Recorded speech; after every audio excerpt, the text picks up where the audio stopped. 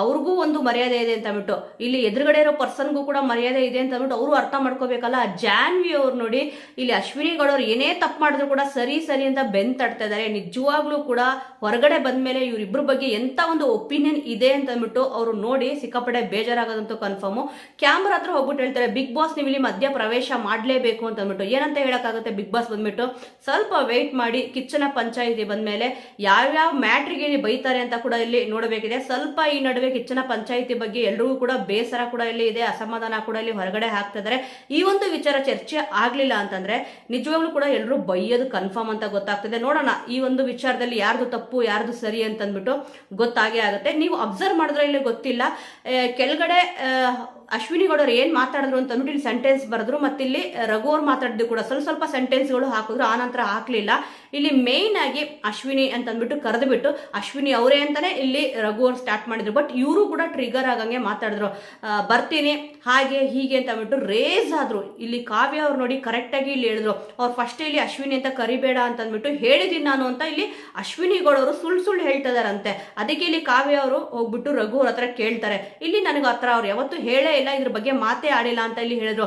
ರಾಶಿಕಾ ಅವರು ಕೂಡ ಇಲ್ಲಿ ಹೇಳ್ತಾರೆ ಸಾರಿ ಕೇಳಲೇಬೇಡಿ ಅಂತ ಅಂದ್ಬಿಟ್ಟು, ಅಶ್ವಿನಿ ಗೌಡ ಹೇಳ್ತಾರೆ ಸಾರಿ ಕೇಳಲೇಬೇಕು ಅಂತ ಅಂದ್ಬಿಟ್ಟು ಇಲ್ಲಿ ಹೇಳ್ತಾರೆ. ಅದಕ್ಕೆ ಕೂಡ ಊಟ ಕೂಡ ಇಲ್ಲಿ ಮಾಡಿಲ್ಲ.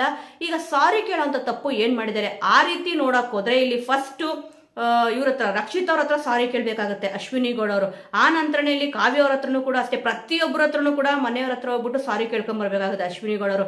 ಎಲ್ರಿಗೂ ಕೂಡ ಮರ್ಯಾದೆ ಇಲ್ಲದೆ ಏಕವಚನದಲ್ಲಿ ಇಲ್ಲಿ ಮಾತಾಡಿರೋದೆ ಅಶ್ವಿನಿ ಗೌಡ ಅವರು. ಇಲ್ಲಿ ಅವರು ಅಂತಾನೆ ಮಾತಾಡ್ಬೇಕಂತೆ, ಅಶ್ವಿನಿ ಅಂತ ಕೂಡ ಇಲ್ಲಿ ಅವ್ರನ್ನ ಕರಿಬಾರ್ದು ಅಂತ ಅಂದ್ಬಿಟ್ಟು ಇಲ್ಲಿ ಹೇಳಿದ್ದಾರೆ. ಈ ಎಲ್ಲಾದ್ರ ನಡುವೆ ಇಲ್ಲಿ ಕಾವ್ಯ ಅವರು ಸಿಕ್ಕಾಪಟ್ಟೆ ಅಶ್ವಿನಿ ಗೌಡ ಅವ್ರನ್ನ ಅಬ್ಸರ್ವ್ ಮಾಡಿದ್ದಾರೆ. ಯಾಕಂತಂದ್ರೆ ಜಗಳ ಆಡ್ಬೇಕಾದ್ರೆ ಅವರೊಂದು ಮ್ಯಾನರಿಸಮ್ ಏನಿರುತ್ತೆ ಫುಲ್ ಚೇಂಜ್ ಆಗಿರುತ್ತೆ, ಮತ್ತೆ ಎದುರುಗಡೆ ಇರೋ ಪರ್ಸನ್ಗೆ ಸಿಕ್ಕಾಪಟ್ಟೆ ಇಲ್ಲಿ ಬೇಜಾರಾಗ್ತಾ ಇರುತ್ತೆ, ಇಲ್ಲಿ ರಕ್ತ ಕುದಿತಿರುತ್ತೆ ಅಂತಾನೆ ಇಲ್ಲಿ ಹೇಳ್ಬೋದು. ಯಾಕಂದ್ರೆ ಆ ರೀತಿ ಇಲ್ಲಿ ಟ್ರಿಗರ್ ಮಾಡ್ತಾರೆ ಅವರು. ಮ್ಯಾನರಿಸಮ್ ಅಂತಂದ್ರೆ ಅವರು ಕೈ ತೋರಿಸೋದಿರ್ಬೋದು, ಮತ್ತೆ ಇಲ್ಲಿ ಅವ್ರು ಮಾತಾಡೋ ವರ್ಡ್ಗಳಿರ್ಬೋದು, ಆ ಒಂದು ಮಾತಾಡಿದ ತಕ್ಷಣ ಆ ವರ್ಡ್ಗಳು ಕಿವಿ ಕೇಳಿಸಿದ ತಕ್ಷಣ ಎದುರುಗಡೆ ಇರೋ ಪರ್ಸನ್ಗೆ ಎತ್ತಿ ಹೊಡೆದು ಬಿಡೋಣ ಅಂತ ಅನ್ಸುತ್ತೆ. ಬಟ್ ಬಿಗ್ ಬಾಸ್ ಅಲ್ಲಿ ಮ್ಯಾನ್ ಹ್ಯಾಂಡ್ಲಿಂಗ್ ಮಾಡಂಗಿಲ್ಲ, ಅದಕ್ಕೆ ಯಾರು ಕೂಡ ಇಲ್ಲಿ ಮಾತಾಡಿಲ್ಲ. ಇಷ್ಟೆಲ್ಲ ಆದ್ರೂ ಕೂಡ ತುಂಬಾ ಚೆನ್ನಾಗಿ ಕಾವ್ಯ ಅವರು ಅಬ್ಸರ್ವ್ ಮಾಡಿದ್ದಾರೆ ಅಶ್ವಿನಿ ಗೌಡ ಅವ್ರ ಮ್ಯಾನರಿಸಮ್ ಬಗ್ಗೆ. ಅಭಿ ಅವ್ರು ನೋಡಿ ಇದನ್ನ ಹೇಳ್ತಾ ಇರ್ಬೇಕಾದ್ರೆ ನೀವು ಹತ್ರನೇ ಇದ್ವಿ, ಸ್ವಲ್ಪ ನಾವು ದೂರ ಇದ್ವಲ್ಲ ನಮಗೆ ಕೇಳಿಸ್ಲಿಲ್ಲ ಅಂತ ಇಲ್ಲಿ ಹೇಳ್ತಾರೆ.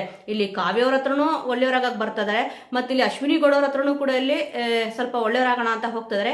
ಈ ಒಂದು ಗ್ಯಾಂಗ್ ಇಂದ ಇವಾಗ ಪ್ರೆಸೆಂಟ್ ಧ್ರುವಂತ್ ಅವ್ರು ಇದ್ರು, ಅದರಿಂದ ಈಚೆ ಹೋಗಿದ್ದಾರೆ ಧ್ರುವಂತ್ ಅವರು. ಈಗ ಇಲ್ಲಿ ಅಭಿ ಅವರು ಆ ಒಂದು ಸ್ಥಾನನ ತುಂಬ್ತಿದ್ದಾರೆ. ಕಳೆದ ವಾರ ಕಾಕ್ರೋಚ್ ಸುದ್ದಿ ಅವರು ಇಲ್ಲಿ ಹೋಗಿದ್ರು, ಈ ವಾರ ಇಲ್ಲಿ ಅಭಿ ಅವರು ಎಂಟ್ರಿ ಆಗಿದ್ದಾರೆ. ನೋಡೋಣ ವೋಟಿಂಗ್ ಲಿಸ್ಟ್ ಅಲ್ಲೂ ಕೂಡ ಅವರೇ ಇಲ್ಲಿ ಲಾಸ್ಟ್ ಪ್ಲೇಸ್ ಅಲ್ಲಿ ಇದ್ದಾರೆ. ಸದ್ಯ ಈ ತರ ಶುಗರ್ ಕೋಟಿಂಗ್ ಮಾಡೋದ್ ಬಿಟ್ಟು ಯಾರ್ದು ತಪ್ಪಿದೆ ಅಂತ ಅಂದ್ಬಿಟ್ಟು ನೀಟಾಗಿ ಹೇಳಿದ್ರೆ ತುಂಬಾನೇ ಚೆನ್ನಾಗಿರುತ್ತೆ. ಈ ರೀತಿಯಾಗಿ ಒಂದು ಶುಗರ್ ಕೋಟಿಂಗ್ ಮಾಡೋ ಅವಶ್ಯಕತೆನೇ ಇಲ್ಲಿ ಇಲ್ಲ. ಬಕೀಟ್ ಹಿಡಿಯೋ ಕೆಲಸನ ಇಲ್ಲಿ ಅಭಿಷೇಕ್ ಅವ್ರು ಮಾಡ್ತಾ ಇದ್ದಾರೆ ಅಂತಾನೆ ಇಲ್ಲಿ ಹೇಳ್ಬೋದು.